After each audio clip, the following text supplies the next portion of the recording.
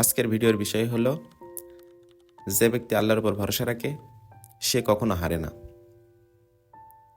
এই পৃথিবীতে আপনি অনেক কিছুর ওপর ভরসা করতে পারেন, অর্থ, মানুষ, ক্ষমতা ইত্যাদি। কিন্তু সত্যিকারের ভরসা একজনের ওপরই করা উচিত, তিনি হলেন মহান আল্লাহ। আল্লাহ পাক রব্বুল আলামিন সূরা তালাকের ৩ নম্বর আয়াতে বলছেন যে, ওয়া মাইয়াতাওয়াক্কাল আলাল্লাহি ফাহুয়া হাসবুহু। যে ব্যক্তি আল্লাহর উপর ভরসা রাখে তার জন্য আল্লাহই যথেষ্ট। মানুষের সাহায্য সীমিত।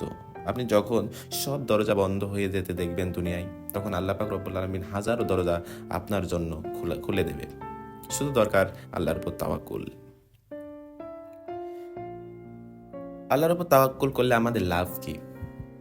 নবী করিম সাল্লাল্লাহু আলাইহি ওয়াসাল্লাম বলেছেন, যে ব্যক্তি আল্লাহর উপর ভরসা করে তার জন্য আল্লাহ পাক রব্বুল আলামিন কোথা থেকে যে রিজিক দান করে সে কল্পনাও করতে পারে না। এজন্য আল্লাহর উপর ভরসা এবং তাওয়াক্কুল করা কতটা জরুরি আপনারা বুঝতে পারছেন।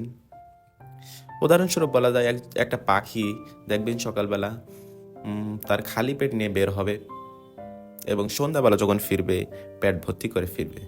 এর কারণ কি? সে কি রিজিক বা খাওয়া দাওয়া কোনো জায়গায় কোনো গোডাউনে বা গোদামে রিজার্ভ করে রেখেছিল? না, শুধু আল্লাহর উপর ভরসা করছিল।